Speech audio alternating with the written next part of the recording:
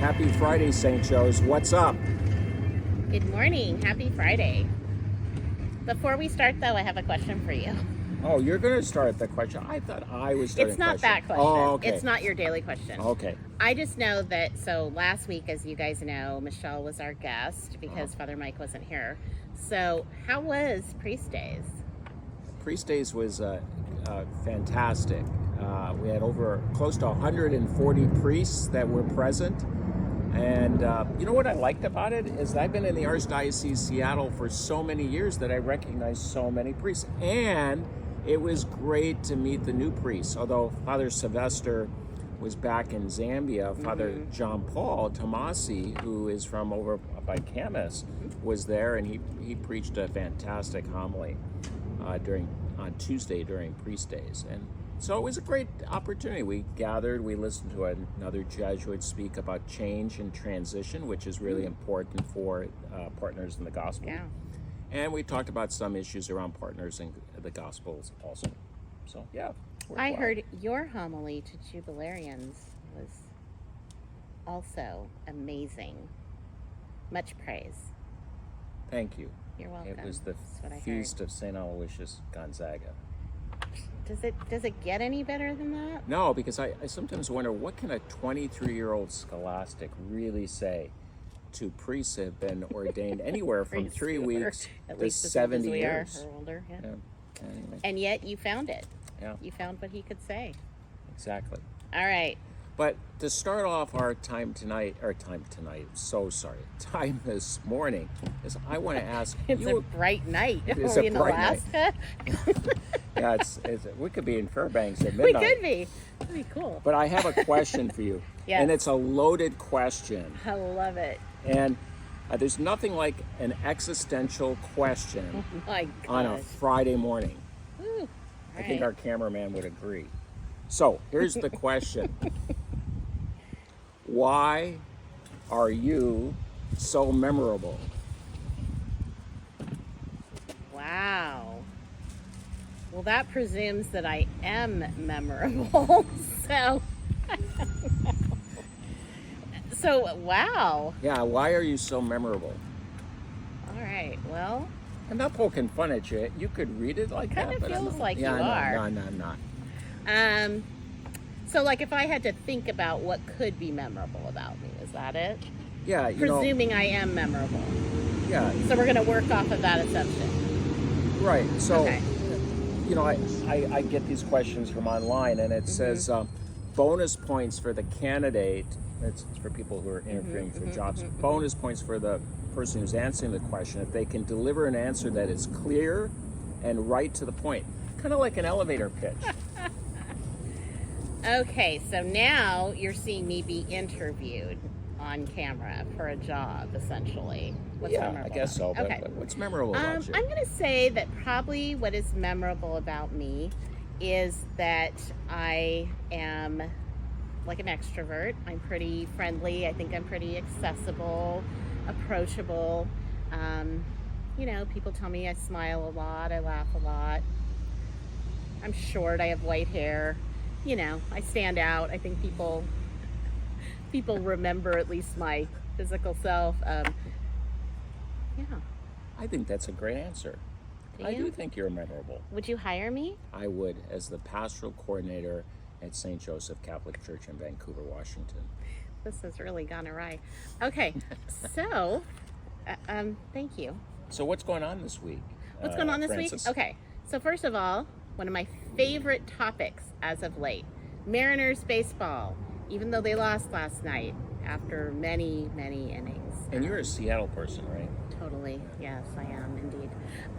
So we're going to be coming together with other faith-based communities and organizations on August 26th at T-Mobile, which any longtime Seattleite will still refer to as Safeco. Tickets are $16, and they're going to be available after Mass, July 2nd and July 9th. So you just go to the Welcome Center and we will help you with that. I know that the Chancery is going to have people there. They've reserved seating there, and Father Gary's going to be there as part of that, and it's going to be great. It's gonna be a really good time, and hopefully the weather will be at least this good. Should be. Summer starts after July 4th. Yeah. So. What else is going on, you ask? Yeah, You didn't what ask, else? but Well, what else is going on? okay. So the other thing that's happening is we are still collecting donations for 2 of our mission immersions that we're doing this summer. So both the Dominican Republic immersion through Education Across Borders and the immersion that's going to happen up in Whatcom County with Agape. And so we have both youth and adults and staff who are participating in both of those experiences, and they are still looking for donations to take up with them, or in the case of the Dominican Republic, take down with them. Yeah. The link to the list of these items is on our website, and Michelle, our youth minister, can talk to anybody who's interested about details about those trips and how those donations will be used. Great. What else, you ask, is going on? Well, it's important for you all to know that next week is July 4th, so our offices will be closed July 3rd and 4th. That is Monday and Tuesday. But there is daily Mass at 8:30, both on Monday and Tuesday, so please take note of that. There will be no confessions on Tuesday afternoon from 4 to 5. And this is a good time for us to talk about our new hours during the summertime. So really, starting from July 5th through August 1st, our office hours will be from 9 a.m. to noon every day, except for Fridays, of course, because we're closed on Fridays. But Monday through Thursday, 9 to 5 until August 1st. The second thing we want to say is that a big thank you to all of you who joined us this last weekend for the volunteer work day here on our campus. There's a lot of work to do, obviously. We're such a beautiful campus here, don't you agree? It is. It's a very beautiful campus, and I hear that from a lot of people, even people who aren't church people or parishioners will comment on that. So it's really good that all of us participate when we can to be a volunteer to help to take care of our grounds. So I just want to say a big thank you to all of you who helped us this last weekend, because our grounds are really beautiful, and without your help we couldn't get that work done. So, and there'll be other future opportunities for those kind of times in the coming days. Yeah, I heard that 15 people came out to do that, and 2 of our deacons, Deacon Tom and Deacon Jose, helped lead that with a couple of our office staff as well. And I heard that they had a great day and that they thought it went really well. And so I think this is going to be a quarterly thing that we do as a parish community. I think it ended with a little pizza too at the end, didn't it? It did. Yeah. They had pizza for sure. So work hard, get fed at the end. Yep. And just spend great time outdoors in the beauty of God's creation. With fellow parishioners. Exactly. So that gets us to the weekend. So this weekend is the 13th Sunday in ordinary time. I will be preaching and presiding at the 9 a.m. and 5 p.m. And our very own Father Gary will be preaching and presiding at the 11:30 a.m. Spanish Mass. And this is kind of everybody's almost like last chance to see you and Father Gary for a while. That's true. Because y'all are taking vacations during July. That's true. Maybe I should say something a little bit about that. Both Father Gary and I will be in and out throughout the month. Well, Father Gary might be in and out through the month of July. I will be gone practically the whole month of July. And Father Steve Rowan from the Archdiocese of Seattle will be here throughout the month of July and on Sunday. So you'll see him preaching and presiding at future liturgies.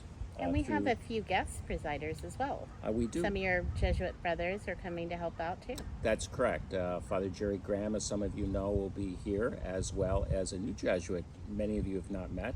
Father Mike Weiler will preside at 3 of the Sunday liturgies through the course of July at the 11:30 a.m. Spanish Mass. Great. So now it's time for my question for you, which is not nearly as hard as the question you asked me. And that was, wow, that was a question. I kind of almost wish I could have a redo, but anyway. Next week. Please don't ask me any more existential or otherwise philosophical, soul-searching questions. So here's my question. It's 2-part. Have you ever been to the Holy Land? And if you have, what was your favorite spot? No. Wow. Okay, can I ask another question then? Yeah, I Since think it's no? Yeah. Okay. What is your favorite city in the whole world? You know, you're always asked these kind of questions, and it's going to surprise. And I have a little story with it too Okay, when I tell cool. you about Good. I was hoping for that, of course. it. You know, I have a lot of favorite cities, but I'm going to throw this one out because this always gets people like, really? He likes that place? Mm-hmm. Omaha, Nebraska. Wow. I wish that Ian was here to hear you say that. Yes, because Ian's from Omaha. We'll have to make Well, he's sure. from Nebraska. He's from Omaha. Is it Omaha? Yeah, Okay. his dad teaches at Creighton University. He does. So here's a funny story about Omaha, Nebraska. When I was living in Boston, I was flying to Omaha for the weekend. I had something I had to do in Omaha, and I got to the desk, and the ticket agent said, "Where are you going?" And I said, "I'm going. Could you tag my bag to Omaha, Nebraska?" And the ticket agent said to me, "I'm so sorry that you have to go there," which really was appalling because I really enjoy Omaha. It's a family town. It's got the College World Series. It's got great ice cream, some good craft brewing. And this ticket agent said to me, "I'm so sorry." You know what happened? My bags never arrived. She ticketed my bags to some other city, probably some city she wanted to go to, like Timbuktu. She wanted at least your bags to have a better experience than you were going to have in Omaha. Wow. All right. Well, okay. You know who made me think of that question? No. Father Paul Genowiak, Oh, another Jesuit, saying that his favorite city in the whole world was Portland, Oregon. that's true, it is. Yeah, I know, and I had a fairly similar reaction to your ticket agent with Omaha, Nebraska, but hey. All right, well, I think that's it for this week. Have a great weekend, and we will see you on Sunday. Take care. Have a good weekend.